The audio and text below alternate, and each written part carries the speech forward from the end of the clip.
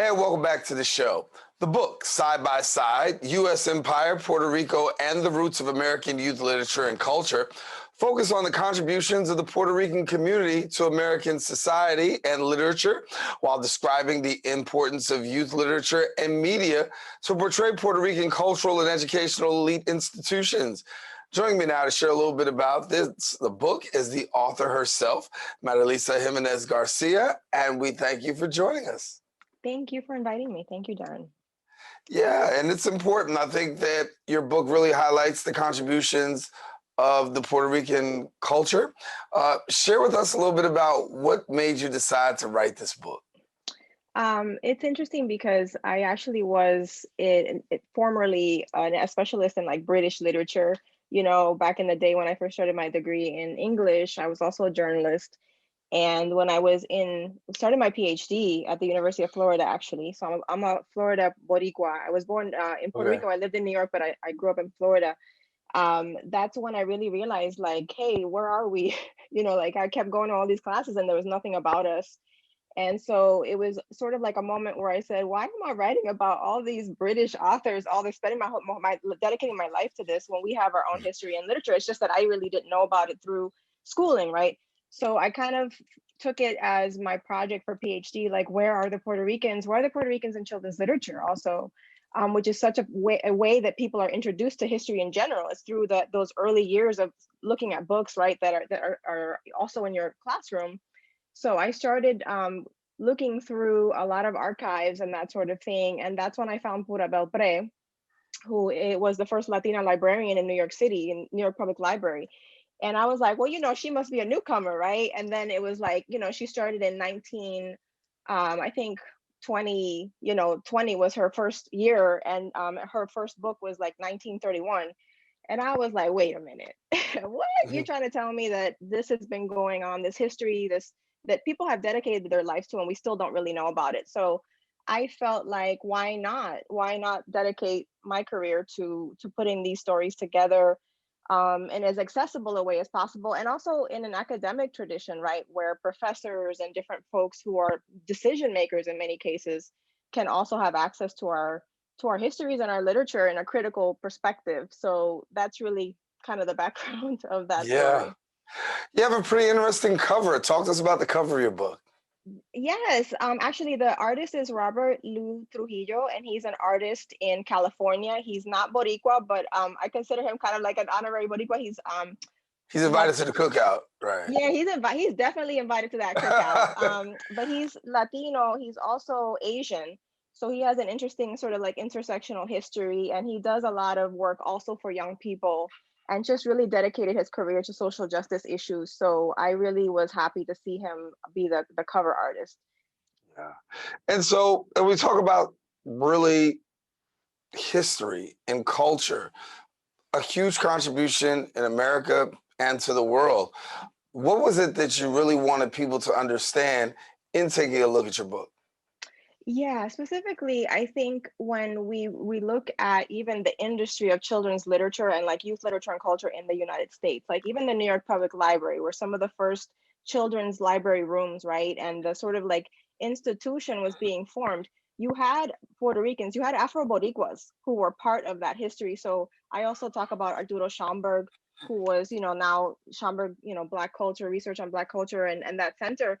But the importance of them in those spaces when those places were being formed to begin with. It's just that we don't really look at them, you know, as maybe we forget their Boricuaness, we forget their sort of Blackness also. We have a hard time seeing them in both spaces at the same time. But I also wanted people to think about even the term Latino, I think sometimes really gets homogenized. And even like children's television, so like Sesame Street, when Sesame Street is starting out, and it's sort of like they're trying to reach this audience of young urban, you know, young people. And really that means African Americans and Puerto Ricans in a lot of the research that they're doing. So that's why the character of Maria, who's Sonia Manzano, who's like, I think she's from the Bronx actually, is such an important person to be in that street, right, in that neighborhood, as sort of like an embodiment of the young people they were trying to reach. But you know, to really be specific of the story, so she represents a lot of the sort of like colonial longing. She speaks, you know, both English and Spanish. She kind of brings people in. She translates a lot of things. She helps fix things. So there's a lot of really kind of interesting ways that her character demonstrates kind of like the hope of what people would like to see in the relationship between Puerto Rico and the US, right? Sort of like a friendly, encounter and bridge between the two cultures. But we also see a lot of the tension as well, that it's not just like this happy story. And you tackle that. You talk a little bit about colonialism in Puerto Rico, and Puerto Rico's had its set of challenges, and even recently, we know the challenging times that have been had. But colonialism is something that's been going on for a minute. For a bit, yeah, for a hot minute, at least Yeah. a good, I don't almost 200 years at this moment. I think that the thing that also, the title is U.S. Empire, right? And I start off with this idea, but I really think part of what we need to do in the U.S., even to understand our history, is understand that this is an empire, right? That this is not just like this, new government that, started and everyone. I mean, there's a lot that we haven't talked about in terms of land conquest, colonization and settler colonialism, right? That it's not just everyone came here looking for a better life and hey, that's just how it is. I think that's what a lot of children's literature might try to do sometimes from that dominant narrative.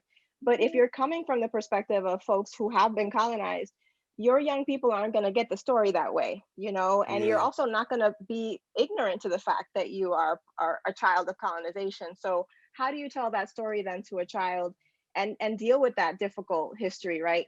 So I just think it's really interesting to see how also our young people are able to handle it. They're able to handle it. I think often it's adults that are like, hey, don't talk about that, right? Like don't introduce that. Hey, they're dealing with it every single day. They have to. So why hide it? Right? Right, right. Don't hide it, tell it, and that's what you do in the course of your book. So, for people who want to get their hands on the book, how do they go about that? Well, it's through the University Press of Mississippi, and actually, I think there's a sale this weekend because they're at a conference. It's 20% off. It's on their website, and then also, obviously, the evil empire of Amazon and a lot of the independent booksellers are also selling it online. So they can definitely get it through there as well. Right. What can you give us about the importance of Puerto Rican contributions to children's literature and culture? I mean, I think it's been monumental. I think it's been monumental. I think they've been part of that history since day one when it started, even as an industry in the United States. Because really, children's literature and culture is like really from the 1920s in terms of an industry, like book publishing, libraries, and then all the different kinds of culture that grow out of it as an industry. But I would also say that it's been just such an important space for us as a community to discuss our history and to make that intervention in a way that sometimes people didn't really see, or it was unpoliticized because they were like, oh, it's just for kids. But it's also a great place to talk about things because sometimes people are not really listening, right? So there's a lot you can do in a space that sometimes folks ignore. There's a lot of kind of conversations you can have in those spaces. And I think that's what makes it such a fascinating political, kind of avenue. Yeah. What's coming up in the future, real quick, before we go?